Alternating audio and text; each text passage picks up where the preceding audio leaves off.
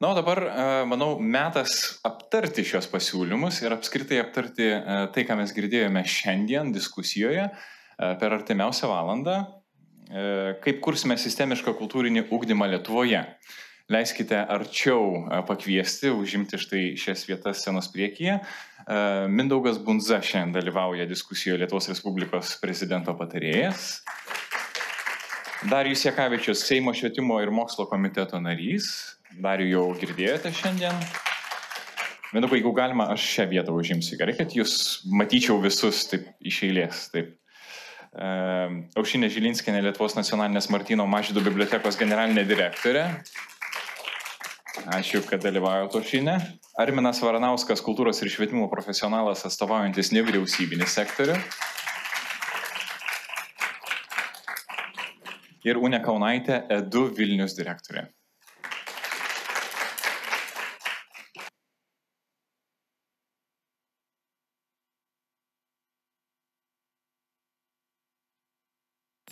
Tiesa, dar keli momentai. Čia yra mikrofonas laisvas. Jeigu ką, aš prašysiu kolegų jį pamoderuoti, kai ateis laikas klausimams. Tiems, kurie neturi mikrofono prie savo stalo, tai padėkime jį čia kol kas. Štai.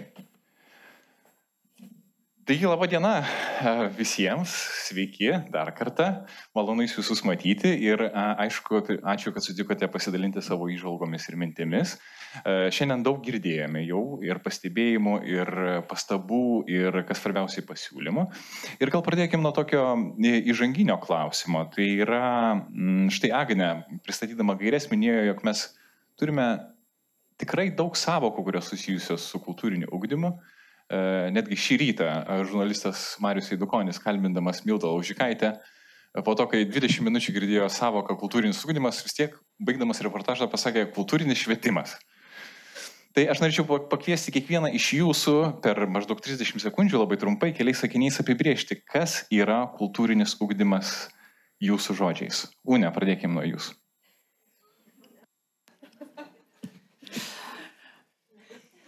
Aš pasakysiu, gal iš kitos pusės žodis, kurį aš užsirašiau savo knygutėje, čia klausydamasi, buvo empatijos ugdymas.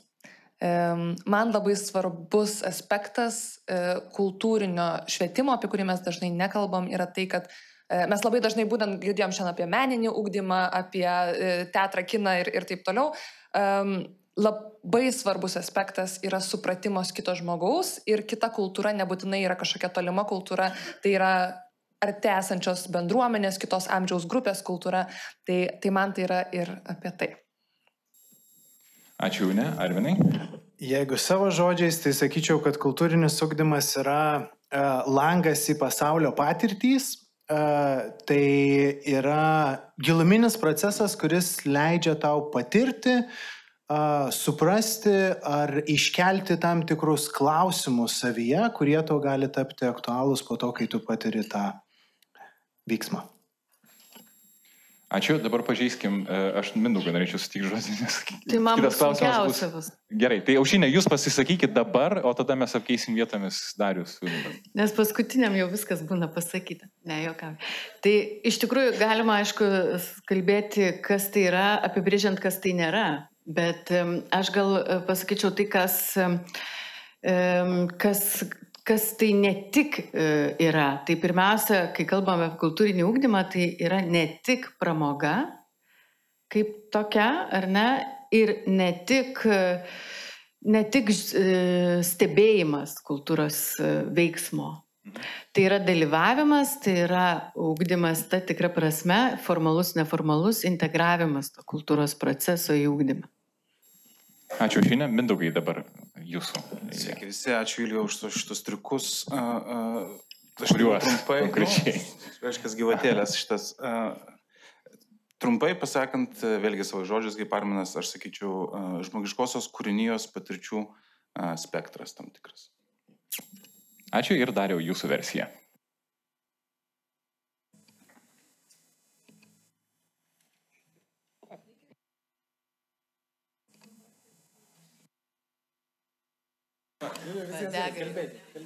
Ai, atsiprašau, nemačiau.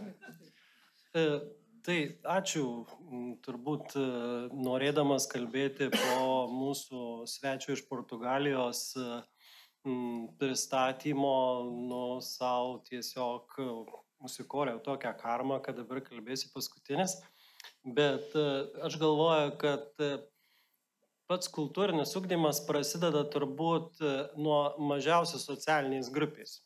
Ir jau vaikas šeimoje pradeda gauti, vaikas ateina į šeimą, kurioje yra tradicijos, papročiai, kultūra, kalba ir taip toliau. Ir nuo to viskas prasideda. Tai daugelis kalbėjusiųjų mūsų šitame forume apie tai ir diskutavo. Tai aš džiaugiuosi, kad mes visą tą kultūrinį ugdymą suvokėme. Ir aš tikiu, kad išnešime plačiau į visą Lietuvos visuomenę, kad vis tik tais kultūra prasideda su žmogaus gimimu. Ir tas ugdymas, ir turėtume galvoti, kad nuo to ir prasideda viskas, o po to jisai eina pakopiniu tokiu principu. Ir kiek žinau, kultūros pasas, teko truputėlį skaityti tą programą, kažkaip vakar dar jos nebuvo, bet jau šiandien matau, kad jau visi čia ją matyt. Tai žinau, kad kultūros pasas taip pat jau planuojamas vyriausybės programoje ir iki mokykliniam, ir tam vyresniajam amžiaus tarpsnyje. Tai jeigu tai bus, tai jau po to reikia tik tai mums visiems sugebėti susidėlioti ir pinigų srautus, ir tiekėjus, ir susitarti, nuo ko tai priklauso. Tai atsiprašau labai, Dariau, jūs išėjote į kitą klausimą, bet likime. Kultūrinis ugdymas yra. Tai suvokimas toksai, bet pati mintis tai nuo pačios pradžios, nuo žmogaus gimimo. Puiku, ačiū Dariau. Apkeičiau pašnekovus vietomis tik dėl to, kad kitas klausimas turėjo būti adresuotas Mindaugui. Nenorėjau užduoti 2 klausimų jam iš eilės. Mindaugai, jūsų kolegė Jolanta Karapavičienė, komentuodama prezidento susitikimą su kandidatu į kultūros ministrus Šarūnu Biručiu, sakė: visų pirma, nacionalinė darbotvarkė kultūros horizontalumo klausimais, kultūros konkurencingumas, regioninis kultūros politikos pjūvis ir kultūra ir nacionalinis saugumas. Kur reikėtų, tiksliau, kas yra labai trumpai nacionalinė darbotvarkė, galbūt ne visi žino, ir antra, kur ieškoti kultūrinio ugdymo aspektų nacionalinėje darbotvarkėje. Ačiū labai už klausimą. Aš irgi naudodamas progą padėkoti norėčiau Daliai, Mildai, Agnei už progą ir šiandien kalbėti, ir tas progas per pastarosius kelis metus įvairiuose formatuose dalyvauti. Vis dėlto aš vieną žingsnį atgal norėčiau žengti, kadangi iš pavadinimo formų, sistemiško kultūrinio ugdymo Lietuvoje vizija, man kaip prezidento patarėjų turbūt svarbiausia dalis yra sistemiško, kaip sukurti instrumentus, kuriuos, reiškia, mes galėtumėm politinius instrumentus, priemonės, kuriomis galėtų visa Lietuvos visuomenė naudotis. Vienas svarbiausių praėjusios kadencijos arba nueinančios kadencijos kultūros ministerijos darbų buvo kultūros politikos pagrindų įstatymas. Ir pradžioje jisai toks buvo, kas sekėte, toksai šiek tiek, vadinkim, deklaratyvus. Ir mes, ir prezidentas pasiūlė keletą pasiūlymų, kuriems Seimas pritarė. Ir vienas iš jų buvo iš tikrųjų nacionalinė darbotvarkė. Kultūros politikos pagrindų įstatymas kalbėjo apie kultūros horizontalumą. Tai reiškia bandymą kultūros dalį arba kultūros sritį pamatyti kitose srityse.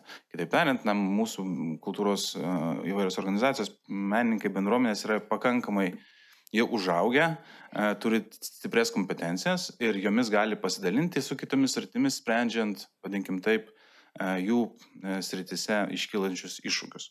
Tai deklaratyviai tai skamba jau kelis metus, tai yra gražu ir taip toliau, bet vėlgi, kokios priemonės mums leidžia tą padaryti.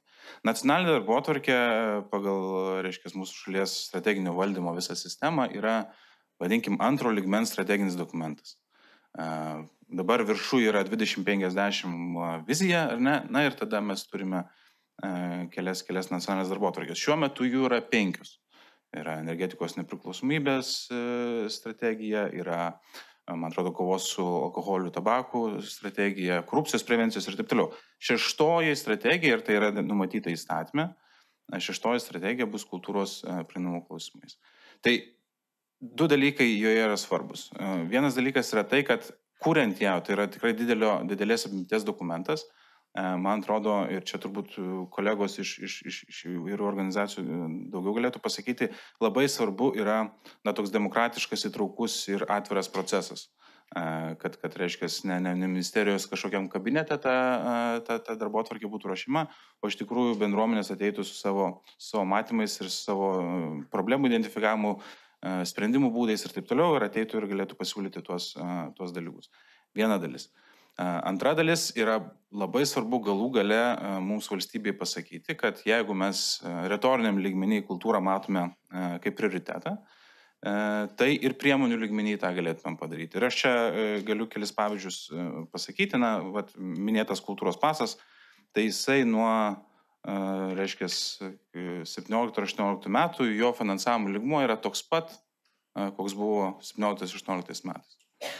Ką tai reiškia? Tai reiškia, mes neturime, net nesekame ten, aš jau nekalbu apie infliacijas ir taip toliau, bet mes nežiūrime, kaip veikia sistema ir taip toliau. Mes taip daug investavome ir čia gal Aušrinė galės papasakoti daugiau apie į programos administravimą, ar ne, į tai, kaip mes galime pažinti. Bus kitas klausimas apie tai. Aš tik tais kaip pavyzdį pasakysiu, tiesiog mes daug investavome į taip, kaip mums pažinti patį administravimo procesą, bet apie auditorijas, apie, reiškia, paslaugų teikėjus ir taip toliau mes mažiau skiriame dėmesio ir finansavimo tam neskiriam. Juo labiau prezidentui vykstant irgi regionus, dažniausias klausimas, kai mes kalbame apie kultūros pasą, yra susisiekimo dalis. Ar ne? Tai atrodo visiškai nesusiję dalykai su kultūra, ką mes čia šnekam, bet kai nuvažiuojam šiek tiek toliau nuo Vilniaus ar nuo Kauno, tokie paprasti, atrodo, žemiški klausimai pradeda darytis svarbus ir dėl to tas horizontalumas yra svarbus. Tai toj nacionaliniai darbotvarkiai vienas dalykas bus identifikuotos problemos, bet kitas dalykas, man atrodo, žymiai svarbesnis. Visos institucijos turi ateiti su savo biudžetais, su savo priemonėm, kurias jie taiko. Jeigu mes matysime, kad tų priemonių yra per mažai, jų reikia daugiau. Ir tokiu būdu mes bandysime, taip sakant, tą kultūros prieinamumą visų Lietuvoje užtikrinti. Tai jeigu trumpai. Aš tik tai, Mindaugai, pasitikslinsiu dėl stebėsenos, nes jūs kalbėjote apie sistemiškumą, kaip apie tą pagrindinį fokusą, bet kaip jūs matuosite rezultatus ir kaip jūs stebėsite, nes juk tiesiogiai nei galite koordinuoti, nei sakykime, ten įtakoti procesų, bet kaip stebėsite, kaip matuosite rezultatą? Ar pavyko, per kiek laiko pavyko? Ne, tai stebėsenos rodikliai ir metrikos ir taip toliau, tai bus, aišku, numatytos atskirai, bet aš pritarčiau ir šiandien, man atrodo, nuskambėjusiu mintim, šiaip apie kultūros bendruomenę, jeigu bendrai kalbant, apie kultūros sektorių. Ir čia jau kalbu iš savo buvusių patirčių Lietuvos kultūros taryboje, stebėsenos analizės skyrių ir taip toliau, apie kultūros bendruomenę ir sektorių mes žinome pakankamai daug. Klausimas ir problema yra, kaip užtikrinti, kad tas žinojimas, kuris yra ekspertų lygmenį, kad tas žinojimas, kuris yra, reiškia, popieriaus ir dokumentų lygmenį, nueitų į sprendimo priėmėjus. Tai mes tikrai turime pakankamai daug tyrimų, kurie yra ir sistemiški, kurie yra reguliarūs, reiškia, vykdomi kas kelis metus, su tom pačiom metodikom, reiškia, galima palyginti duomenis ir taip toliau panašiai. Klausimas yra, ar mes turime politinės valios, bendrai kaip valstybė, atvirai žiūrėti į duomenis, nuoširdžiai žiūrėti į duomenis ir tada pagal tai daryti politinius sprendimus. Ok, tai yra jau dvi problemos. Pirma, turėti duomenis, antra problema, nuoširdžiai žiūrėti į juos, ko gero, pripažinti jų sakomą tiesą. Dariau, kaip kultūrinis ugdymas realiai atsispindi naujos vyriausybės darbotvarkėje ir ką jūs darysit dabar su šitais pasiūlymais? Bet labai prašyčiau į šitą klausimą atsakinėti. Turiu galvoje, kad koncentruotai. Mes turime valandą laiko, turim labai daug klausimų šiandien. Naujos vyriausybės darbotvarkėje yra skiriamas labai didelis dėmesys, kad visa tai turėtų paliesti visą Lietuvą. Ir kaip istorikas galiu pasakyti, labai blogai, kai mes gyvename savo burbule 30 km, taip viduramžiais Kryžiuočio pilis statė, kas 30 km. Ir tada neįsivaizduojam, tai ką gerbiamas prezidento patarėjas minėjo, kad susisiekimo problema, kurios atrodo nėra didžiuosiuose miestuose, jinai yra pavažiavus 50 km nuo didžiojo miesto, bet tai nesuvokiama yra. Tai va tai vienas argumentas, kitas argumentas, kad visa ta darbotvarkė yra pati mintis jos, kad ir kultūrinis ugdymas, ir kultūra turi pasiekti kiekvieną. Ir tai, ką mes matėm šiandien, taip pat tai turi pasiekti ir tą vadinamą socialinėme ekonominėme kontekste gyvenančią visuomenę. Kažkodėl kartais atrodo, kad jais turi rūpinti socialinės apsaugos ir darbo ministerija su visokiamis paramomis, šiek tiek dėl ugdymo įstaiga, seniūnyje ir tada kultūra kažkur tai vaikšto paskui pinigus. Amerikiečiai ten turėjo 20 amžiaus pradžioje tokią versiją, kad kultūra vaikšto tik paskui pinigus. Tai va tai mes nuo šitos pozicijos turėtume išeiti. Tai jeigu labai labai trumpai, tai pati mintis yra tokia, kad visa tai turi akcentas, tai paliesti turi visą Lietuvos visuomenę. Ir reikia rasti sprendimo būdus, kaip tą kultūrą atvesti ir į tą mažą bendruomenę. Ačiū už Grigiškės. Tikrai neįsivaizdavau, kad Grigiškės yra ten ta problematiška, kažkaip galvoju, kad naujininkai labiau, bet pasirodo, kad tai, ką mes pravažiuojam važiuodami į Vilnių, taip pat yra. Ir atrodo visai netoli didelio miesto, bet jau yra problema. Tai patikėkit, kokių problemų yra ten kokiuose Biržuose, Skuode ar dar kažkur tai. Dariau, dėl tos aukštosios žemosios kultūros, kas tebėra minima vyriausybės programoje, man atrodo, tam tikrose punktuose, ar grįšit prie šių savokų peržiūrėjimo? Tai dar viena įdomioji medalio pusė, kad ir tas pats kultūros pasas berods 11 ar 12 eurų, ar ne? Gal 17 metais jau buvo mažai. Ir kiek aš žinau, Vilniaus jaunimo teatras net nedirba su kultūros pasu, sako, mums tiesiog nereikia, mes ir taip viską išparduodam, ką turim.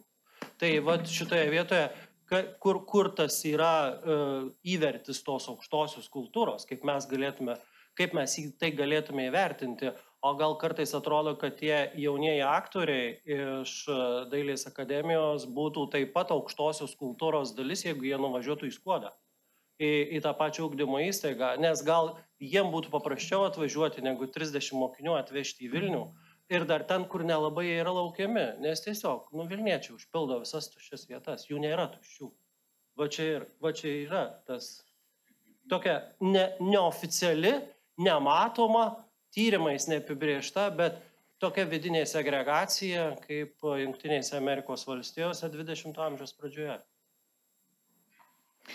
Ačiū Dariau, dar grįšime prie šių klausimų be jokios abejonės. Arvinai, vis tik tai štai ir Darius ir Mindaugas jau minė, ar ne, institucijas, pavaldumus ir panašius dalykus. Ir tikriausiai, kad šitas tarpinstitucinis susiskirstimas yra būdingas daugeliui gyvenimo sričių.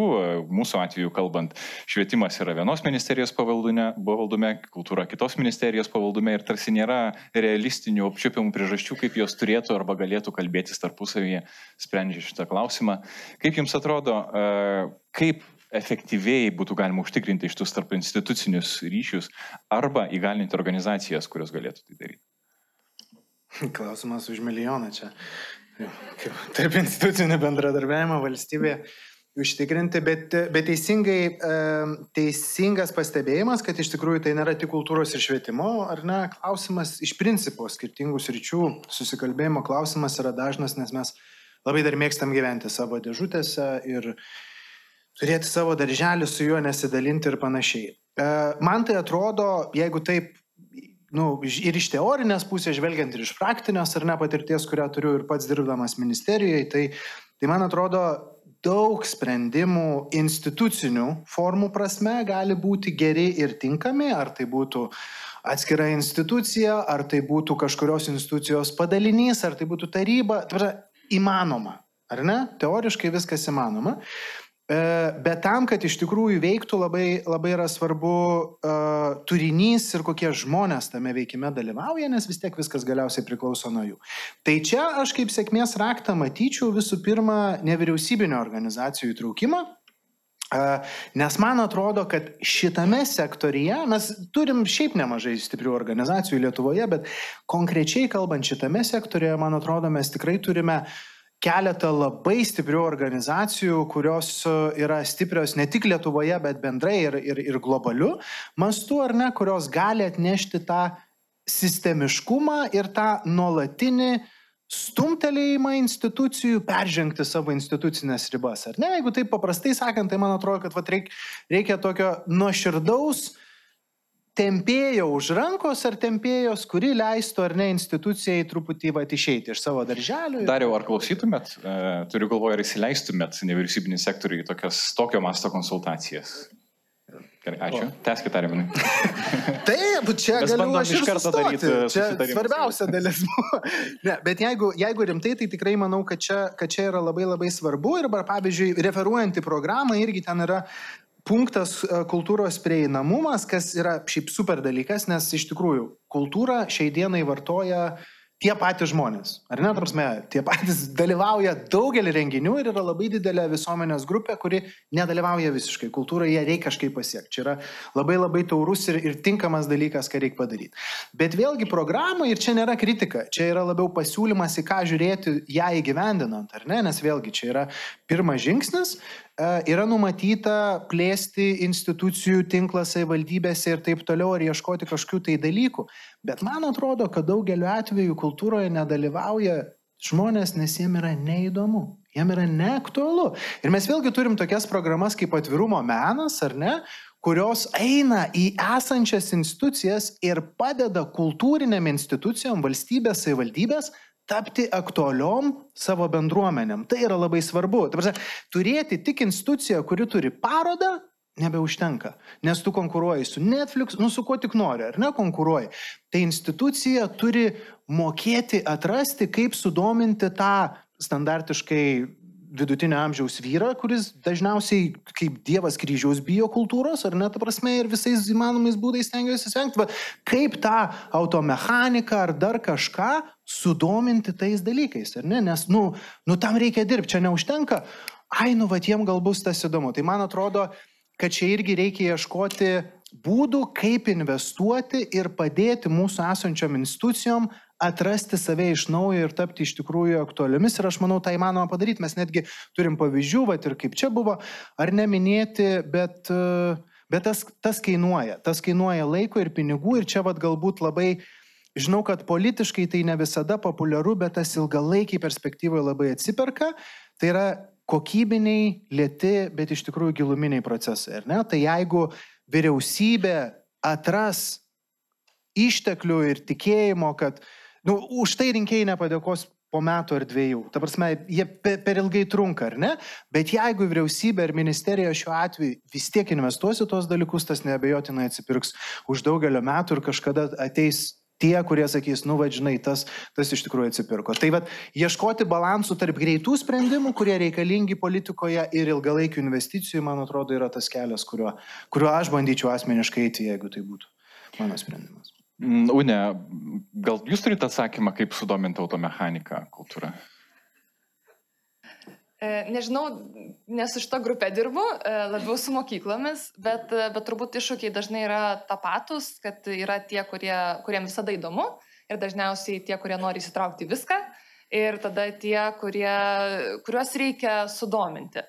Tai čia būdai yra įvairūs, bet man atrodo, vienas iš jų yra iš tiesų tikrai pagalvoti visų pirma, kokiu būdu prieiti prie to vaiko šiuo atveju. Čia kaip vieną iš pavyzdžių, sakau, turim, pavyzdžiui, programą su e-sporto programa, video žaidimai, bet tai yra prieimas prie dalies vaikų, kurie paprastai iškrenta iš mokyklos, kurie nelanko mokyklos, ir tie vaikai ateina tik dėl tos pamokos į mokyklą. Ir tada per tą pamoką jau tu su jais dirbi su visais ir kitais klausimais, su įvairių kompetencijų ugdymu. Tai yra būdai, kaip tu gali pritraukti per kultūrą ir per formas, kurios paprastai galbūt yra, jau čia tie terminai, kurių nenorim vartoti ar netinkami, ir galbūt šokiruojantis kai kuriais atvejais netgi kai kurios žmonės iš švietimo bendruomenės, bet tai yra būdai prieiti prie tų žmonių ir tada po truputėlį įtraukti kitomis formomis. Čia irgi, kaip pavyzdys iš literatūros, ne kartą esu girdėjusi, pradedi nuo visiškai pop literatūros, bet tai yra kelias užsikabinti, kad palauk, skaitimas gali būti įdomus, nes kartais mokyklinė literatūra nuvilia ir tada užsikabinęs nuo tos vienos knygos, tu pradedi skaityti vis sudėtingesnės ir sudėtingesnės. Tai, nežinau, atsakiau. Ne. Taip, prašau. Galiu ar ne? Galiu kalbėti. Taip. Spauskit mygtuką. Tai labai geras pavyzdys, ar ne, kaip sakėt, kaip įtraukti automechaniką į kultūrinį ugdymą. Tai aš turiu labai gerą pavyzdį. Mes su Britų taryba organizuojam mokymus tautinių mažumų mokytojams ir tuo pačiu kelis metus iš eilės mūsų tikslinė auditorija yra profesinių mokyklų mokytojai. Tai pas mus kelis metus iš eilės dalyvauja Klaipėdos laivų statybos mokyklos profesinės mokytojai. Ir kai jie ateina pas mus į mokymus, sako, nu tai ką man dabar su to meno kūriniu daryti, tai kaip aš tiem laivų mechanikams parodysiu, kol jūs pabandykite. Tai žinokite, vienas mokytojas, tai jisai sakė, aš esu sužavėtas. Sakė, aš ateinu ir pamokos pradžioje apie laivų mechaniką ir sitraukiu meno kūrinį. Sako, tada visi tik sužiūra į ekraną, ką mes čia veiksime, ką mes čia darysime. Ir sako, jeigu aš dabar neišsitraukiu per savo pamoką meno kūrinių, tai visi sakė, o tai kaip dabar mes tą pamoką pradėsime? Tai mes kitaip nebegalime. Tai reiškia, viskas priklauso nuo tų pedagogų, ar ne, kurie atneša tai. Nes jisai ir nežinos, kaip įsitraukti, jeigu jam niekas neparodys, kaip įsitraukti tai. Ačiū, mes apie tuos pedagogus dar pakalbėsime, dar bus atskiras klausimas apie profesionalizaciją, bet Arminai, dar likime ties jumis šiek tiek. Štai profesorės Linos Kaminskienės ir Natalijos Mažeikienės pranešime mes girdėjome, kad tyrimo kultūrinio ugdymo poveikio srityje nėra ir neaišku, kokia vertė sukurta, turime demografinius pjūvius. Kokio poveikio siekiame ir kaip jį matuosime? Mindaugas jau šiek tiek pradėjo nuo šio klausimo, bet vis tik tai, aš manau, kad rezultatų etapas arba poveikio etapas viena iš tokių silpnųjų grandžių kultūroje apskritai. Aš visiškai pritariu, kad kai turi kažkokią tai priemonę, ar ne, ar tai politinė būtų, ar administracinė, tu turi suvokti, kokiu tikslu jinai yra, tam, kad žinotum, ar jinai veikia ar neveikia, kai po to pasimatuoji tos dalykus. Tai viskas tvarkoje, mes turim daug įvairių priemonių, ar ne, bet pavyzdžiui, labai daug, mes kalbam, labai dažnai minim tą patį kultūros pasą. Ir viskas tvarkoj su kultūros pasu, jis yra viena iš priemonių, ar ne, kuri suteikia mokiniam galimybę sudalyvauti kažkokiuose kultūrinėse meniniuose užsiėmimuose. Bet jeigu mes kalbam apie kultūros panaudojimą, iš esmės žmogaus demokratinių savivokos procesų, permastymų ir taip toliau, nu tai turi būti planuota ir ilgalaikė veikla, ar ne? Mes savo studijoje, kurią atlikome prieš kelis metus, vadiname tai ilgalaikėmis, ar ne, kultūrinio ugdymo programomis, dabar jau čia šitą terminiją naudojant, kurios yra būtinos. Tu negali tikėtis, kad vieną kartą žmogus atliks kažkokį veiksmą ir apsivers pas jį visas. Bet aš turiu, Arminai, patikslinti klausimą. Kaip jūs matuosit savivoką? Kaip mes matuosim savivoką? O, tai čia yra... Žiūrėkit. Mes kalbam apie rezultatus, apie matavimą. Labai teisingai.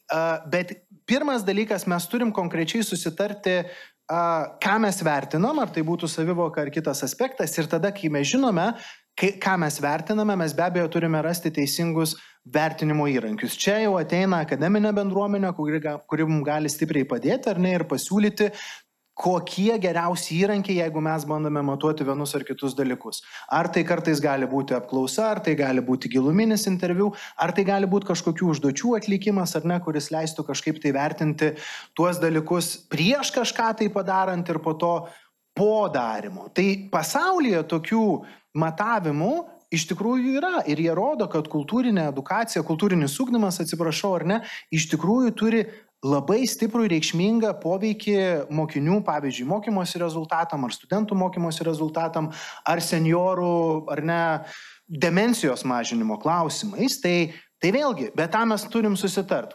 Kultūros paso seniorų programa, ar ne? Koks to yra tikslas? Jeigu mes investuojame ilgalaikės kultūrinį ugdymą, koks to yra tikslas, tai negaliu pasakyti vieno konkretaus metodo. Ir kas turėtų kalibruoti šitus dalykus? Tik apie ką jūs kalbat? Kalibruoti... Taip, nustatyti tos kriterijus ir sekti paskui. Tai žiūrėkit, jeigu valstybė skiria finansavimą, be abejo, valstybė tada yra vienas iš pagrindinių dalininkų, kuris ir turi nustatyti, kam aš skiriu finansavimą, ar ne, ir ko aš siekiu su tuo finansavimu, bet ne vienintelis. Vėlgi aš grįžtu prie to, kad nevyriausybinis sektorius, turėdamas tą know-how, praktinę patirtį, gali būti realių partnerių. Nes vėlgi, čia va irgi geras, ar ne, mes visada galvojame, tas Vilnius, Kaunas, šie daug jie turi ir taip toliau, ir ne visada mato, kaip gyvena Lietuva, tai tvarkoj, tai ir klauskime va tų organizacijų, kurios dirba su Lietuva. Va, paminėjau automechanikus, iš karto kyla ranka ir sako, kaip dirbti su tais automechanikais. Man atrodo, kad mes Lietuvoje turim daug stiprios kompetencijos, kurią valstybė gali išnaudoti tam, kad sudėlioti, kur reikia daugiausiai investuoti, kur yra didžiausias poreikis, kur yra tos grupės, kaip mes matuosime sėkmę, įvertinti tą sėkmę, jeigu sekasi toliau važiuojam, jeigu nesiseka kažką tai keičiam. Tai paprastas procesas. Dabar pataikiau. Man aiškiau. Taip. Įsivaizduokite, kad aš esu tikslinė auditorija, kuri nieko nesupranta. Man reikia paaiškinti tarsi nuo nulio. Kokio amžiaus? Vidutinio, taip. Visiškai teisingai. Taip. Kaip ir jūs beje. Aušrinė, atėjo metas ir jums suteikti. Atsiprašau, Unė, jūs norėjote replikuoti, ar ne? Aš gal tik tai pridėsiu dar. Dėl to poveikio, iš tiesų labai geras buvo klausimas, tarkim, kai pasirenkam priemonę, koks jos tikslas yra. Jeigu, nežinau, turim kultūros pasą seniorams, tarkim, tai turim įsivardinti, mes norim spręsti seniorų vienišumą. Ir pabandom tą ir matuoti. Bet tuo pačiu, ar ne, mes turim savo įsivardinti, ar lėšos skiriamos yra pakankamos, kad pajaustum visuomenėje poveikį. Jeigu tai yra 15 eurų ar ten 12 eurų vaikui per metus, tai nėra joks poveikis, jokių būdų. Ir per daug visų kitų dalykų dar veikia tą patį dalyką. Matėm tyrimus kitų šalių, demokratija, jaunimo atėjimas į paskutinius rinkimus 36%.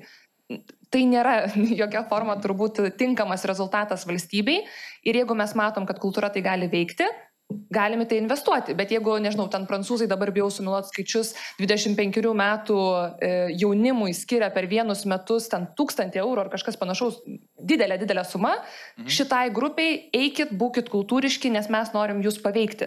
Tai tokiomis priemonėmis tu tada gali iš tiesų matuoti. Jeigu tu darai tokią mažą priemonę, kuri iš tiesų neturi tokių didelių finansų, net nėra verta didelio tyrimo daryti, nes jis nieko neparodys. Na taip, mes kartais linkstame naudoti daug savokų, nes galvojame, kad taip reikia dėl to, kad mūsų prašo kokie nors, nežinau, fondai, dar kažkas ir mes visiškai tampame nebeatsakingi už tai, ką naudojame, kaip matuojame ir ką sudedame, tai kalbant apie poveikį. Aušrinė, kultūros pasas buvo jau ne kartą šiandien paminėtas, bet gal jūsų klausimas bus šiek tiek platesnis, nes Martyno Mažvydo biblioteka administruoja CASE sistemą. Jeigu kas nežinote, CASE sistema yra kultūrinės edukacijos informacijos sistema. Kokio pobūdžio, kokiu tipu ir į kokius tikslus orientuotos edukacinės veiklos ir kokios programos dominuoja, kas šiandien šitoj sistemoje yra populiariausia? Tai pereinant prie CASE, aš vis tiek gal šiek tiek apie kultūros pasą, nes šiandien tikrai buvo labai daug šitą temą kalbėta. Bet vienas pasitikslinimas, CASE yra daugiau negu kultūros pasas, ar tai yra tolygų kultūros pasas? Du atskiri dalykai. Supratau. Tai pirmiau dabar kultūros pasas, pagrįž šiandien tikrai daug buvo kalbėta ir pasidžiaugiant, kad jis iš tikrųjų yra ir egzistuoja ir veikia jau, tai norisi vis tiek labai replikuoti šiek tiek ir pasinaudosiu ir Mindaugo, aišku, padiktuoti atsakymų, kad dėl visko kalta bloga Lietuvos kelių būklė, tai čia jau visada galim šitą pasakyti, bet iš tikrųjų ir pasinaudosiu pasiūlymu nuoširdžiai žiūrėti į duomenis. Tai jeigu šiaip statistiką pažiūrėsim, tai 100% Lietuvos mokyklų prisijungia prie kultūros paso. Bet jeigu nuoširdžiai pažiūrėsime duomenis statistinius, tai yra per tų metų duomenimis 75% mokyklų pasinaudoja. Reiškia prisijungti prie sistemos vieną, o naudotis tą realią galimybę kas kita. Jeigu šiaip žiūrėsim į statistiką, tai mes turim nekintančią pinigų sumą. Bet jeigu nuoširdžiai pažiūrėsim į duomenis, tai pinigų sumažėjo. Dabar yra 11 eurų iš 15, nes dalinama lygiai mokinių skaičių ir įtraukus ukrainiečių vaikus, kurie lanko mokyklas, įtraukus lituanistinės mokyklas užsienyje, vaikų mokinių skaičius, kurie dalinasi tuos pinigus padidėjo, atitinkamai sumažėjo mokiniui skiriama suma. Ir trečias nuoširdus žvilgsnis į statistiką yra tai, kad 11 eurų reiškia vieną, maksimum 2 edukacijas, ne ugdymą, kultūrinės edukacijas per metus. Tai va štai ir kalbam apie poveikį, ar ne? Tai iki to sisteminio dalyko mums, čia sunku turbūt kalbėti. Duok Dieve, kultūros pasas nėra vienintelis dalykas, ar ne, ką turi savo arsenale mokyklos ir mokytojai, ir pedagogai, nes daug kultūros organizacijų dirba ir be kultūros paso ir visa kita. Dabar keis, šitą trumpinais. Tai yra visiškai kita programa, kurią irgi administruoja tradiciškai Mažvydo nacionalinė biblioteka, juokauja, mes džiaugiamės ir didžiuojamės. Ir čia yra truputį kas kita, bet kadangi šiandien mes kalbėjome apie mokymosi visą gyvenimą ir kultūrinį ugdymą visais gyvenimo tarpsniais, tai šita programa yra specialiai sukurta ir orientuota į kultūros įstaigų darbuotojų kvalifikacijos kėlimą ir ugdymą. Ir mes turime 3 kompetencijas, tai yra, aišku, vadybinės, bendrosios ir išskirtinai profesinės pagal sritis. Ir turim sistemą, kurioje dabar visi kultūros įstaigų, pabrėšiu, valstybinių biudžetinių kultūros įstaigų darbuotojai turi galimybę mokytis, ugdyti savo kompetenciją, bendrasias vadybinės visų įstaigų, kompetencijų profesinės mes bibliotekų sektoriai, nacionalinis muziejų sektoriai ir taip toliau dalinamės. Tai iš tikrųjų yra kita sistema, kuri kol kas yra tokia, Dar turime klausimą. Aušriniai, pasakykite, kam klausimą užduodate. Labadiena, aš tik noriu tiesiog padėti Aušrinį atsakyti į šį klausimą, nes mūsų direktorė naujai dirbanti bibliotekoje. Būsiu supainiojus kažką. Aš labai atsiprašau direktorę, bet aš pataisysiu, gerai. Tai visgi kultūrinės edukacijos sistema, tai yra sistema skirta kultūros, šiuo metu ten yra kultūros pasas patalpintas ir jis administruojamas, kultūros pasas administruojamas šioje sistemoje. Tačiau kuriant kultūrinės edukacijos sistemą, tai ir buvo, jinai ir pavadinta ne kultūros paso sistema, bet kultūrinės edukacijos, todėl, kad ten galėtų atsirasti ir daugiau programų, ne tik vien kultūros pasas. Tai kai dabar mes kalbame apie senjorus, tai tikrai galėtų ten būti ir senjorams skirta platforma. O direktorė paminėjo apie dar vieną labai mūsų irgi valdomą ir stiprų įrankį kvalifikacijai kelti kultūros darbuotojams, tai nuotolinė mokymosi aplinka. Tai čia truputį įvyko. Per daug sistemų pas. Tikrai taip. Ačiū labai, bet kas gali pasakyti top 5 edukacijas arba veiklas, kurios dabar yra pačios populiariausios jūsų sistemoje? Galėtumėte vardinti? Taip, tai šiuos metus neužleidžia tiesiog pozicijų, tai Angelų takais VR filmas. Toliau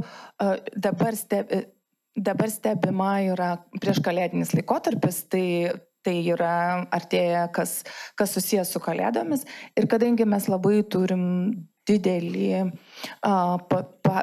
pasiūlą tiek etnokultūros, tiek paveldo srityse, tai vat ir šitos veiklos edukacijos nenusileidžia irgi. O tarp kitko jaunimo teatras šiuo metu sėkmingai darbuojasi ir kultūros pasi.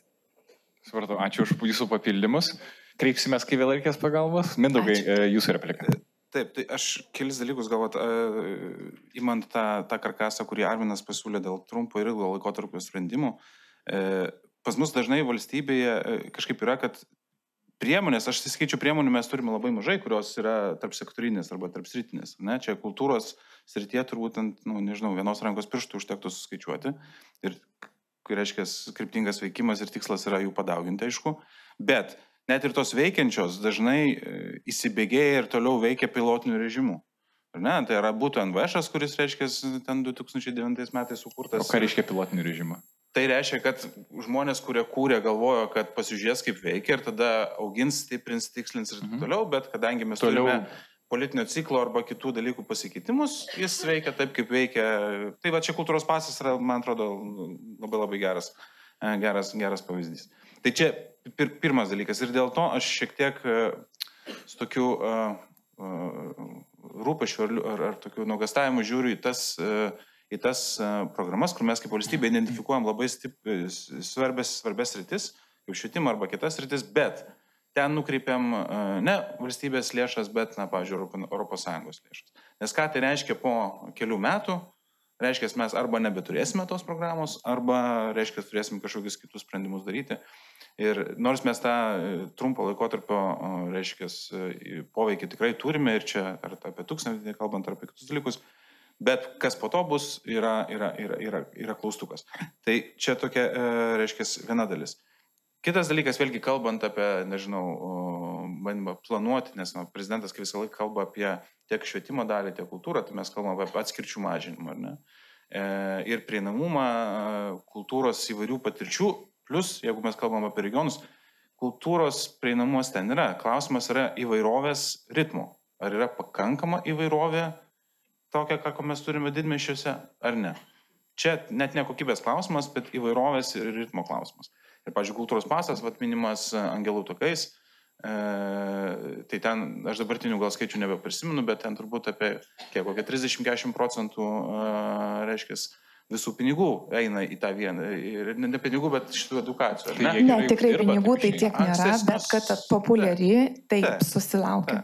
Tai aš gal ankstesnius skaičius kažkokius turėjau, atsiprašau, kad suklaidinau, bet kitaip tariant, vėlgi mes turime, vadinkim taip, valstybinę priemonę, bet net joje, net ten, kur tų lėšų yra mažai, mes vis tiek padarome taip, kad iš tų kelių tūkstančių natūraliai, reiškia, pasirinkimas nueina į tą vieną, kurį čia nieks nekalba apie Angelų takus ar apie Čiurlionio, reiškia, svarbą ir prieinamumą. Žinoma, ypatingai pasitinkant kitus metus, Čiurlionis yra mums visiems labai svarbus, bet sistemiško požiūrio tai neatspindi.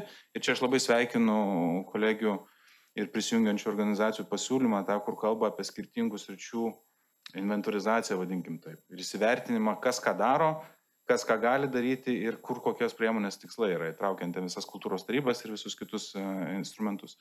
Nes tada tikrai šiek tiek matome, kur yra skylės, o kur galime daugiau resursų skirti. Ir dar paskutinis klausimas, aspektas, kuris toks irgi diskusijai apie gerųjų praktikų, kurios nevyriausybinis sektorius turi perimimą arba investavimą jas, čia nėra kalbos, žinoma, tai yra gerai.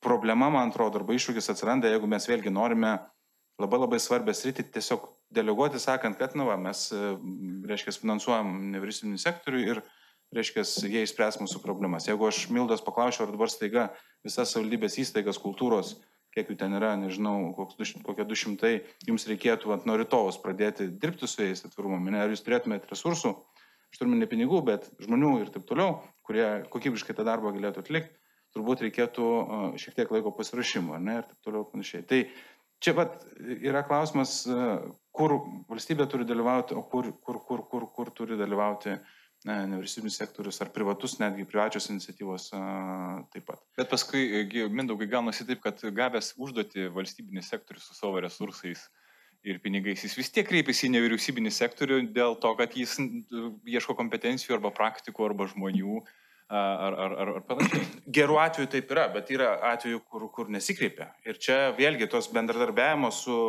tarp kultūros ir švietimo ministerijų, nežinau, kokį čia dabar pavyzdį duoti, Kursuok platformą. Pavyzdžiui, ar mes matome ten kultūros turinio pasiūloje, jeigu kažkas galite ir dabar pasižiūrėti, kiek ten kultūros ar meninio, ten tas kategorijos kitaip yra įvardintos, bet ten, man atrodo, meninis, taip sakant, kitaip šiek tiek užvardinta, bet kultūros, vėlgi, kas tą turėtų meniu pasiūlyti, mano manimu, reiškia, priemonės dizaino pradžioje, institucijos turi susijęti ir žiūrėkit, sakėt, mes turime, nežinau, kultūros taryba finansuoja per strateginį finansavimą ten 15 ar 18 nevyriausybinio sektoriaus prašau, jas iš karto traukiam ten ir tada žiūrime, ar jie per ten galės kažką daryti ar ne. Nereikia jokių akreditacijų, nes jau valstybė tą padarė.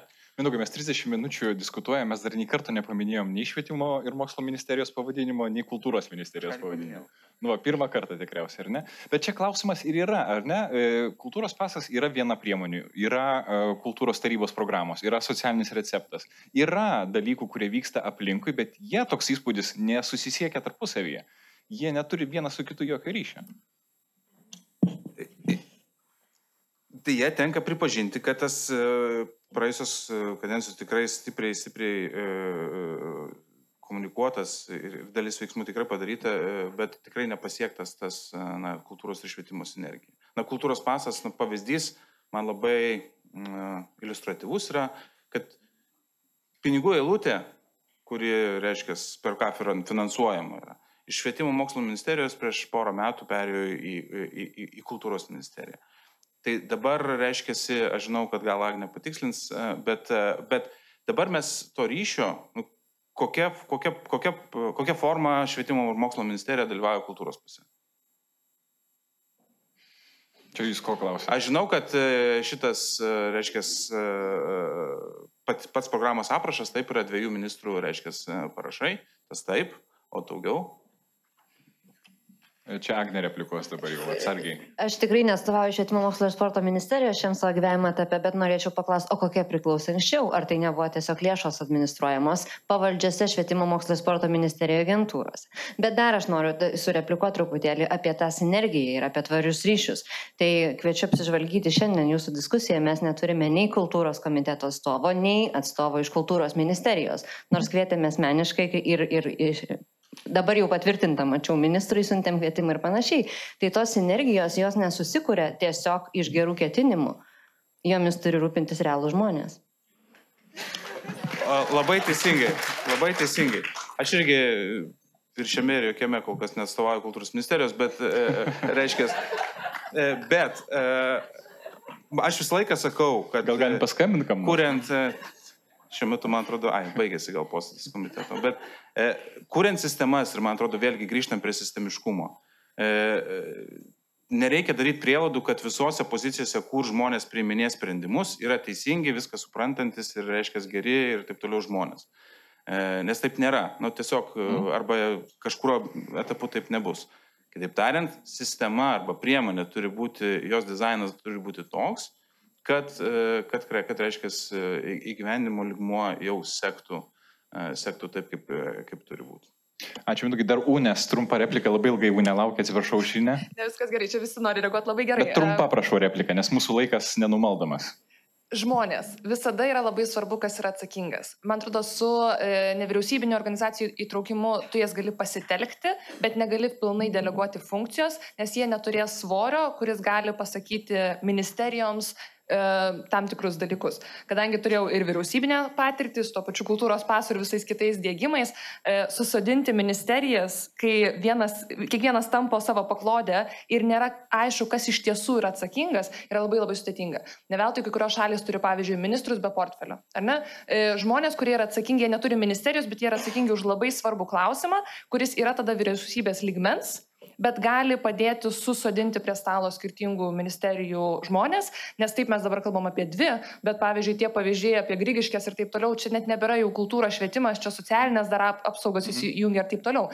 Tai tikrai labai labai yra svarbu, kad būtų kažkoks žmogus, kuriam tai yra nuolatos skaudus klausimas. Ne darbo grupė, kuri kažkada susirenka ir kartą per metus išgirsta kokią nors informaciją. Žmogus, kuriam kasdien skauda šitas klausimas. Ombudsmenas kultūrinio ugdymo. Aušinė, tada Arminas. Aš tada labai Milda. Irgi trumpai noriu reaguoti. Aš noriu priminti, kad tiesiog grąžinti prie esmės. Pati kultūros paso idėja yra gera. Jinai labai graži ir kartu ją kūrė 2 ministerijos. Tai man kartais atrodo, kad reikėtų truputį grįžti arba atsitraukti ir pamatyti esmę. Tai kas tai buvo, kodėl tai daryta.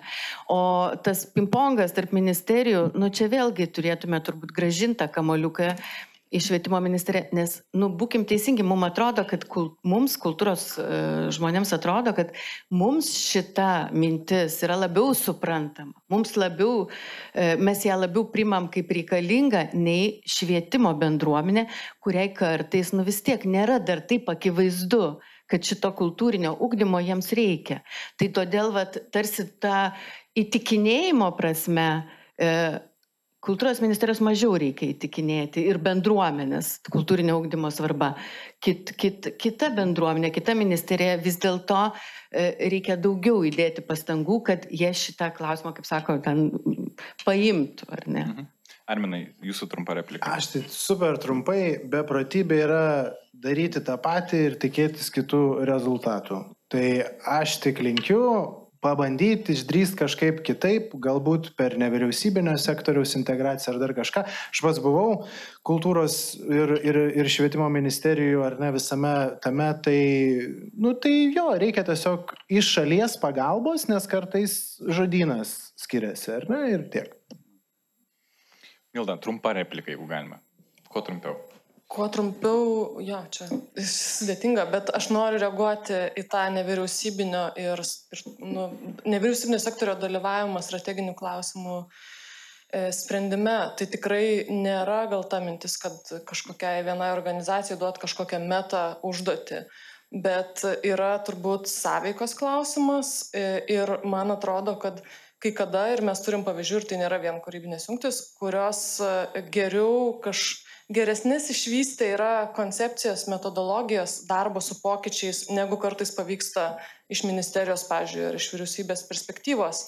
Tai, pavyzdžiui, šiuo metu mes kaip kūrybinės jungtis tų programų, ir jų yra, kaip žinot, ir kultūros organizacijom, ir vietos bendruomenėm, ir mokyklom, mes ne visas iš jų šiuo metu turim kaip finansuoti, nes, pavyzdžiui, mes nesam klientas jokia prasme nei kultūros paso, nei neformalaus ugdymo krepšelio, nes mes neužsimam pavienių veiklų, mes netikim, kad tie pokyčiai, kuriuos mes norim kurti, kad jie kuriami vienkartiniam veiklom, tai yra bendra ekosistemai svarbi dalis. Bet jeigu mes turim kultūros pasą, bet mes nedirbame su mokyklom, jų gebėjimu turėti kultūros planą, suprasti, kaip kultūros dimensija pasireiškia formaliam ugdyme, kaip mes žiūrim į savo moksleivius, į savo mokyklos bendruomenę ir kaip ta mokyklos bendruomenė susitinka su tom kultūriniam patirtim, tai tada tai nėra įrankis. Kai mokykla veikia strategiškai, jai reikia tokios priemonės kaip kultūros pasas, kaip vienos iš priemonių, kad nuvykti galbūt kažkur, kad kažką pasikvies, bet tai yra bet mes iš tos strateginės valstybinės pusės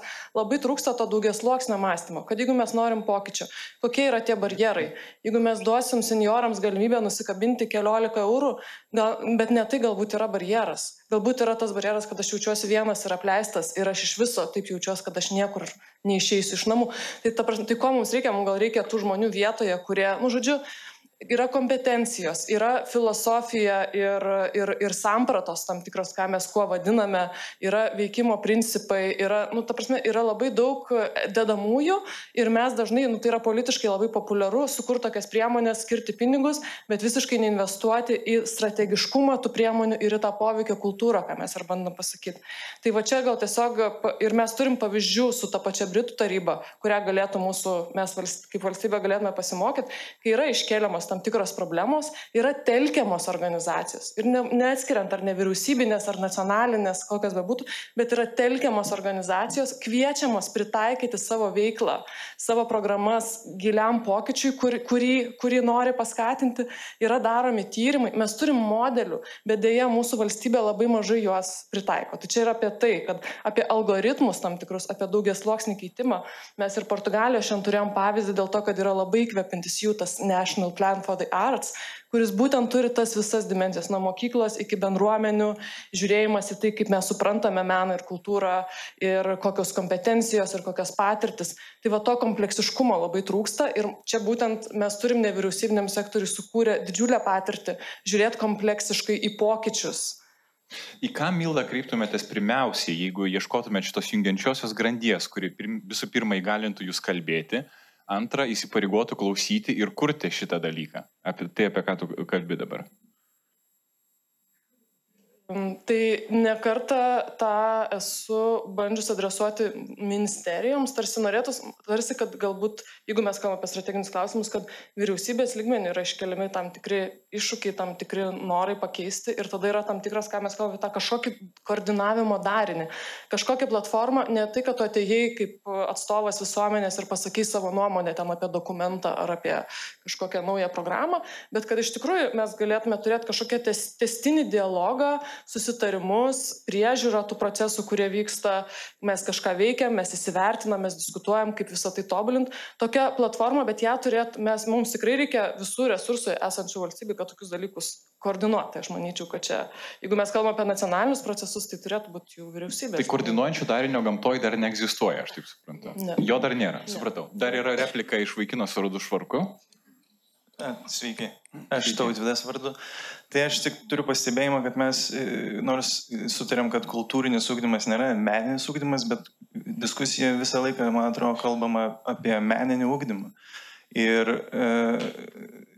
ta prasme, kai Jurgita Zigmantė pristatymą savo sakė ir vienoje vietoje buvo prabilta apie dokumentų ruošą ir kad nuo vadovų daug kas priklauso, tai labai daug replikų buvo už nugaros ten turbūt administratoriai, mokyklų sėdėjo ir daug kas sakė, ne, mažai kas nuo mūsų priklauso. Tai va čia gal esmė, kad tų dokumentų ruoša tai jos daug ir mes šiaip esam antroje vietoje iš ten 30 kažkelių šalių pagal švietimo politikos gairės, super duper geros gairės, bet jos nepasiekia mokyklų, nes kažkur užstringa. Tai ir tas ir yra, atrodo, mes Teltonikos projektas kaip strategiškai svarbus turi žalią koridorių, bet mokyklose nesukuriam to žalio koridoriaus arba kaip padėti administratoriams mokyklų pajausti tą žalią signalą, kad jos gali įgyvendinti tuos popierius, kad jie nenugultų stalčių ir nesakytų, kad nuo mūsų niekas nepriklauso, čia savivaldybė sakys ministerijos sakys čia tėvai ar dar kažkas. Tai tiesiog, čia man atrodo esminė dalis, kaip įgalinti vadovus ir mokyklos bendruomenės siekti tų pokyčių ir juos įgyvendinti. Čia kaip tai pasakoja apie ropę, kur atėjo pelytę ir paskui visi ištraukia, ką reikia, ar ne, kažkokio katalizatoriaus finalinio, nes visi trūkčioje vietoje atrodytų iš jūsų replikų. Taip, jūsų dar moteris su languotu kostiumėliu. Bet labai prašau trumpai, mes turim 5 minutės ir aš turiu dar 2 klausimus. Ačiū labai už šitą forumą. Esu profesorė Mykolo Riomerio universiteto ir aš šiandieną pasigėdau šioje gražioje diskusijoje pokalbio apie mūsų moksleivių ir jaunimo dabar kalbos kultūrą. Nes pradėjom kalbėti prononsu. Žinote, galima. Ir tai kalba net labai atsakingos pareigūnės per televiziją kartais, duodamos interviu ir panašiai. Mokiniai labai keikėsi. Argi negalim kaip nors atkreipti dėmesį į tai? Jie geri žmonės, bet matyt, madinga keiktis turbūt yra jų terpėje. Kitas dalykas, aš labai prašyčiau sudėti taškus ir prezidento tarnybą, ir ministerijas ties kritinio mąstymo sustiprinimo per literatūros pamokas. Nenormalu, kad šiandien tiesiog kaip koks pūvantis klausimas, tai ką daryti, kur padėta Salomėja Nėrį, tą Petrą Cvirką, ogi dėstyti, tačiau kritinio mąstymo aspektu, tegul mokiniai pasako savo nuomonę. Toliau kitas dalykas, man nepatinka kalbėti apie krepšelį. Jau pasisakė Vilniaus universiteto profesorius, kad mes ne Maksima ir vaikai ne krepšeliai. Tai ir vaikai ne elgetos. Turi būti nemokama sporto užsiėmimai, meno užsiėmimai. Ir man, kai buvusiai 16 metų mokyklos direktorė, o tik vėliau profesorė, nesuprantami dalykai, kai ateina iš pašalies žmonės į mokyklą padėti vystyti kultūrą. Kodėl iki toliai buvo mokykloje chorinė kultūra? Aš manau, kad šiemet, kada vyko dainų šventė ir Kauno slėnyje 2 valandos prieš susirinko žmonės į dainų šventę. Kodėl jie susirinko? Dauguma jų jau dainavo mokyklose choruose. Profesorė, aš turiu jūs truputėlį nutraukti, atsiprašau, labai neetiška, bet mūsų laikas jau visiškai atėjo į pabaigą, mes turim dar pasilikti 2 minutės finaliniam replikom. Sakinį, aš noriu pasakyti. Taip, tai per 10 sekundžių, jeigu galėtumėte pabaigti. Esu daugelį metų tarptautinis gyvenviečių ir kaiminystės centrų federacijos narė. Šiemet išėjo baltoji knyga išleista apie tai, ką šiandien kalbame. Vietos bendruomenėms padėčiai gerinti. Šiandien buvo nekalbėta apie vietos bendruomenių galę. Buvo kalbėta. Man atrodo, Mila Laužikaitė kaip tik ir kalbėjo su Saulė apie vietos bendruomenę. Bet žinot, man tenka pastoviai, aš dėstau tokį dalyką, man pastoviai tenka būti tarp bendruomenių. Jos, žinot, pačios užsimoka chorvedžiams, pačios rūbus perkasi ir tų pinigėlių tiesiog negauna savo veiklai. Ačiū Jums už repliką, aš manau, kad visi išgirdo ir Jūs esate dar vienas puikus išminties ir pasiūlymų resursas visiems, bet vis tik tai grįžkime į diskusiją dabar jau iš replikų, aš manau, kad gal ir gerai, kad turėjome šitą apsikeitimą nuomonėmis dabar vietoj kryptingo ėjimo pagal mano scenarijų. Daugiau patyrėme naudos ir išsiaiškinome galbūt kai kurios dalykus, bet visgi, kadangi turime baigti ir turime pasakyti finalinės replikas, pasakykime jas tokiu stiliumi. Ką jūs kiekvienas iš savo pusės, iš savo institucijos padarysite po šio forumo pirmiausiai, kad ši situacija, tokia trukčiojanti šiek tiek, neapsisprendusi iš visų pusę ar ne, kas čia kaltas dėl ko, ar kas turi tarti pirmą žodį, pasikeistų, bet labai konkrečiai, maždaug per 30 sekundžių. Une, pradėkim nuo jūsų. Kaip aš čia galiu atsisėdau, gal pirmą kalbėti? Mes iš tiesų Edu Vilnius ir Vilniuje visai nemažai darom su kultūriniu ugdymu ir aš džiaugiuosi tuo, kiek daug yra susidomėjusių žmonių. Tai ko gero vienas dalykas, ką netgi savo pasižymėjau, tam tikrus dalykus paviešinti, tam, kad daugiau sklistų pavyzdžių, kas jau vyksta. Čia irgi apie tą nežinojimą, kas ką daro. Ir nežinau, turbūt tęsti. Aš užsirašiau porą idėjų iš jau girdėtų pavyzdžių, kas vyksta kitose šalyse. Tai mano atžvilgiu aš turbūt tiesiog sakyčiau, kad tęsti tai, kas vyksta ir plėsti iniciatyvas. Ačiū. Arminai? Aš tai pasižadu, jeigu reikia, ateiti į Seimo komitetą, ar švietimo, ar kultūros, ar ministerijas, atsivesti daug draugų už rankų, bet rimtai, ne su reikalavimais, bet su nusistatymu, kad mes visi bendro tikslo vardan. Tai jeigu reikia paramos, intelektualinės, visokios kitos ir taip toliau, pasižadu, kad mes tikrai esam tam atviri, jeigu tik yra noras tuos dalykus inicijuoti. Ačiū, vertinga, konkretu. Jūs jau kontaktais apsikeistė, ar ne? Esate su... Ačiū. Aušrinė, jūsų žodis. Tai pirmiausia, aišku, palaikysiu komandą, kuri dabar tikrai karštas metas, iki gruodžio 20, čia paskutiniai kultūros paso užsakymai, edukacijos ir atsiskaitimai. Tai yra sistema, kuri jau veikia ir komanda tikrai daug daro, kad mokyklos edukuoja mokytojus, komentuoja, įvairiai skatina naudotis tuo, ką turim.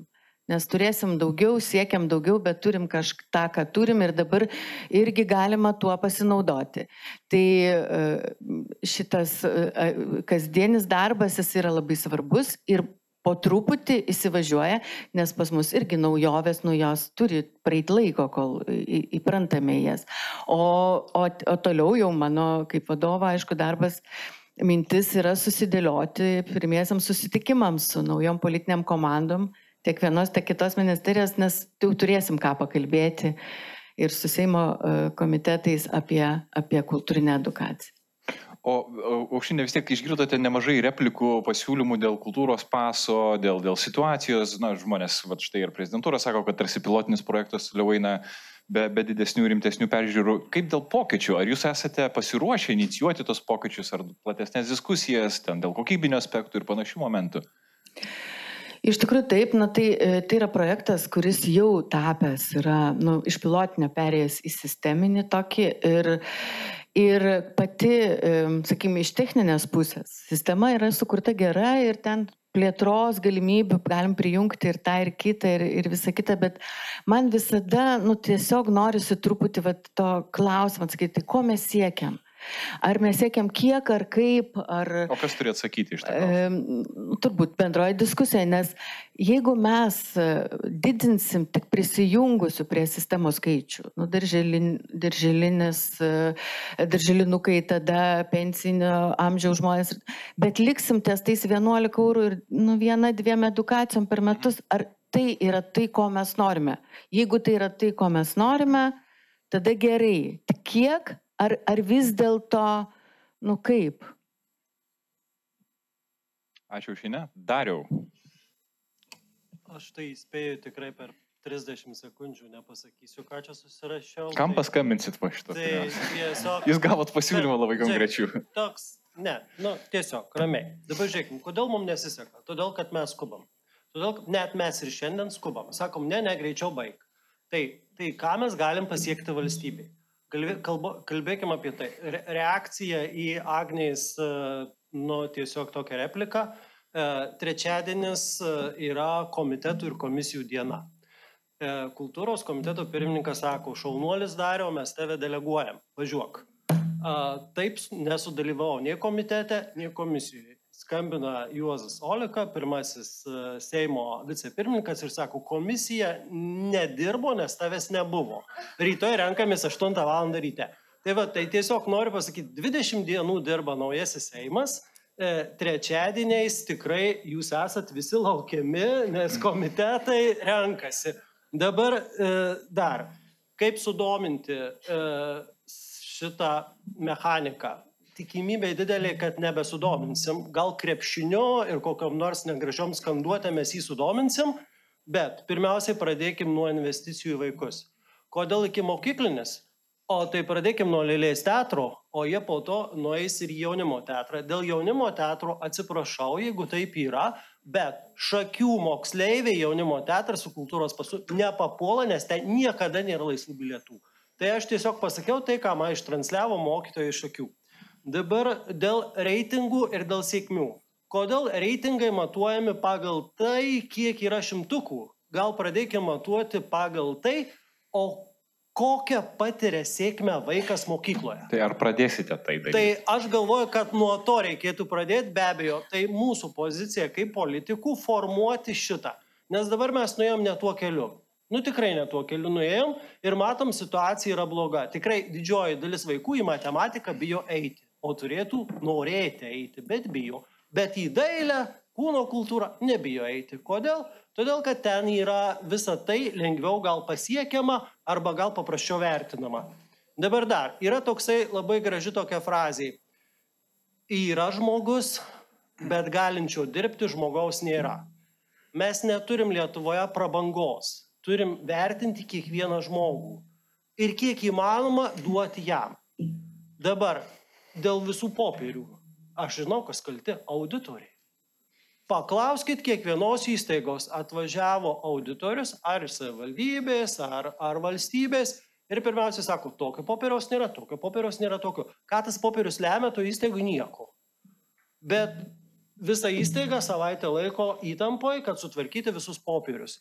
Tai kai mes iš tų šumerų išeisim, nes jie buvo pirmieji biurokratai, tada bus gal kitaip.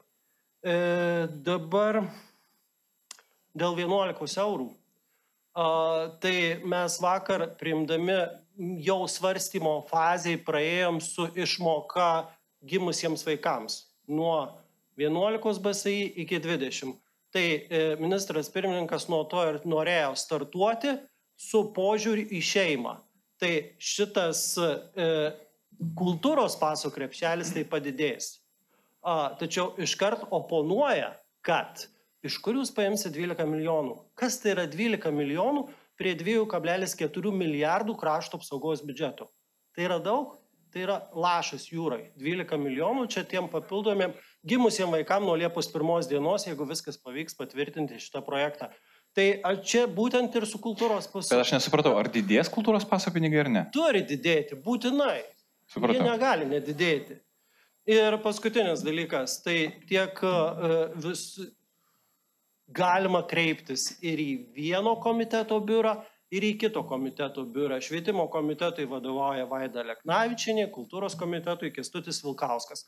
kodėl gal nesusikalbėjo, gal buvusioje kadencijoje kultūra buvo lygtais vienoj politinėje partijoje, švietimas kitoj politinėje partijoje, nors ir buvo koalicijoje, bet matėm, kad nebuvo kai kuriuose labai tokiuose progresyviuose sprendimuose sutarimo. Tai dabar ir kultūra, ir švietimas toj pačioje politinėje partijoje, Lietuvos socialdemokratų partijos ministrai, tikiuosi, kad susikalbėjimas bus. Aš labai atsiprašau, bet turėjau teisę tiesiog truputį daugiau. Taip. Nuostabu, mes išgirdom daug, kaip sakant, vilties iš jūsų, kad didės augs bus peržiūrėta, tai dėl to džiaugiamės. Jūs esate starte, tad mes galim jūs tik palaikyti. Mindaugai, jūsų finalinė replika. Keli dalykai, tai dėl kultūros paso peržiūros, tai mes jau praėjusiais metais bendarbiaujant su tuometiniu kultūros komiteto pirmininku Vytautui Juozapaičiu esam pateikę švietimo įstatymo pakeitimus, dėja, taip sakant, politinis procesas tą iniciatyvą šiek tiek pristabdė, bet aš mačiau, kad vyriausybės programų irgi yra numatyta ir kultūros paso peržiūra.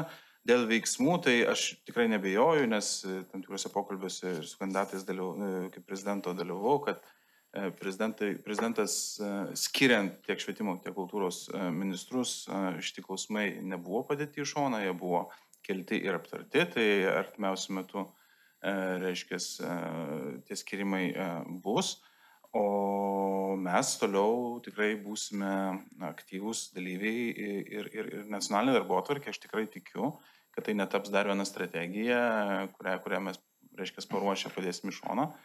Bet užtikrinant tą kokybišką procesą, tikrai pamatysime pagaliau, kad kultūra mūsų valstybės sąrangoje užims deramą vietą. Ačiū. O koks bus tas darbas, kur, kai grįšite į Vilnių, jūs pirmiausiai padarysit dėl šito klausimo? Šiandien? Rytoj galima. Man reiktų pažiūrėti darbotvarkę, bet jeigu rimtai kalbant, tai mes tikrai dėl vyriausybės programos įgyvendinimo ir tam tikrų aspektų, kurie yra susiję ar su šitą temą, kurią šiandien kalbam, tai mes su kolegomis šnekamės kasdieną. Tai nežinau, dėl kultūros paso aš neprisižadu, kad šiandien klausiu, bet gal šią savaitę tikrai galėsiu perklausyti. Mes išsiaiškinom, kad klausimas žymiai platesnis negu kultūros pasas. Aišku, daug temų šiandien nepalėtėm, šiandien nebuvo paliestos ir profesionalumo, profesionalizacijos klausimai, tai nespėjome apie tai pakalbėti, tačiau šis pasiūlymas yra gairėse taip pat apie horizontalumą, kuris yra už bendrojo ugdymo ribų, tai yra integracijos suaugusių įsitraukimas, nes tarsi atrodo, kad pirmiausiai yra bendrasis ugdymas, tada iš karto 3 amžiaus universitetas, suaugusių įtraukimas yra, šitas klausimas liko nepaliestas, praktiniai pavyzdžiai. Na ir dar kartą norėčiau pristatyti diskusijos dalyvis, visiškai pabaigai Mindaugas Bundza, Lietuvos Respublikos prezidento patarėjas, Darius Jakavičius, Seimo švietimo ir mokslo komiteto narys, Aušrinė Žilinskienė, Nacionalinės Martyno Mažvydo bibliotekos generalinė direktorė, Arvinas Varnauskas, kultūros ir švietimo profesionalas ir Unė Kaunaitė, Edu Vilnius direktorė. Ačiū Jums už prasmingą diskusiją. O visiškai pabaigai leiskite padėkoti Jums visiems už tai, kad čia vykote, klausėtės. Tikiu, kad daug išsivešite ir inspiracijų, ir nerimų, ir artimiausių veiksmų. Nepamirškite, kad šie pasiūlymai turi gyventi ir karts nuo karto turime paklausti, kaip jie gyvena ir kaip jie yra įgyvendinami, ar nereikia jų peržiūrėti ir kokia yra jų kelionė. Būkite drąsiais pokyčių iniciatoriais, nes, kaip suprantate, daug kas priklauso nuo mūsų pačių rankų. Padėkų skiltis. Ačiū Vytauto Didžiojo universitetui už svetingumą, už priėmimą ir už bendrystę šiame klausime. Ačiū Jums visiems.